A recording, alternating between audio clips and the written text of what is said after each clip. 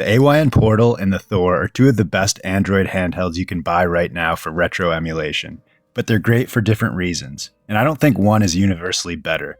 I've had the Thor for about 3 months, and after living with both, I want to break down what each one does best and where I think each one fits. Quick note before I get into the meat of the video. The AYN Portal base model is on sale right now for $249.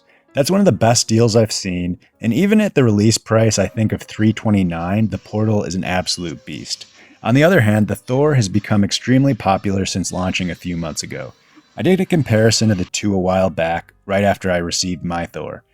As more time has passed, I still think these are both great devices and best in class for their specific use cases. The Portal is the device I reach for the most, and it's for a pretty straightforward reason. It's the screen. When you're sitting on the couch playing something, even low-end emulation, that big screen really pulls you in. It breathes new life into old games and feels like a near-perfect handheld emulation experience. There's an immersion factor that, for me, pushes the experience past smaller devices. The other thing that I really like about the Portal are the ergonomics and controls. And the more I've used the device, the more I like them. To me, it's very comfortable for longer play sessions due to the combination of its lightweight, great controls, and almost perfect form factor. The layout is familiar, the weight is balanced, and you can play for a long session without thinking about it. That sounds basic, but a lot of devices make compromises in ergonomics that stand out after extended use. They might have sharp edges, lackluster triggers, maybe poor sticks and buttons.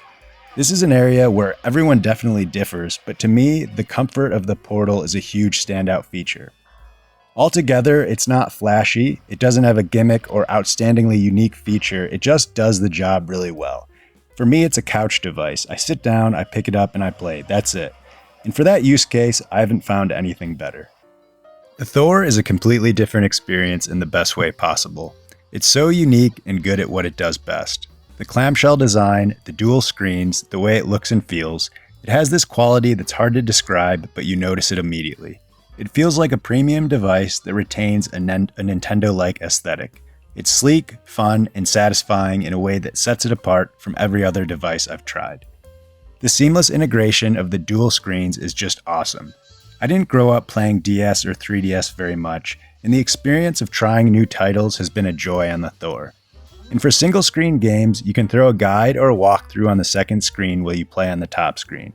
If you need to look something up on Google but don't want to have to constantly be pulling out your phone, the Thor has you covered. And the dual screen functionality is only getting better as people continue to develop apps that make use of the second screen. The other thing that really stands out with the Thor is the portability. Obviously, due to its clamshell nature, it folds up, the screens are protected, and it's genuinely easy to just throw in a bag or a pocket. The Portal is great, but it's not a device I'm going to be taking with me when I leave the house. I tend to baby devices, and the thought of having to protect the Portal on the go is enough to make me choose a smaller, more portable device whenever I leave. The Thor is more like a daily carry kind of device. You can pull it out, play for 15 minutes, close it, and move on. That pick up and play nature is a real shining factor for the Thor. While I don't typically use these devices much out of the house, that portability for some will be a game changer. I've had the Thor for about 3 months now, and the novelty has not worn off. A lot of devices in the space can feel exciting for a week, but then they just sit in the drawer. The Thor still makes me want to pick it up and enjoy it, just like the first time I ever tried it. Now I'm going to talk a little bit about what I think are the biggest downsides of each of the devices. Starting with the Portal, this thing isn't going to win any design awards. It works, it's comfortable, but there's nothing about it that makes you go wow when you pick it up. I think it looks good aesthetically, it's sleek and premium, just somewhat basic. And the buttons, they're really clacky, it's not terrible, but it's loud, and takes some time getting used to. I don't mind it, but I'm also not very sensitive to it.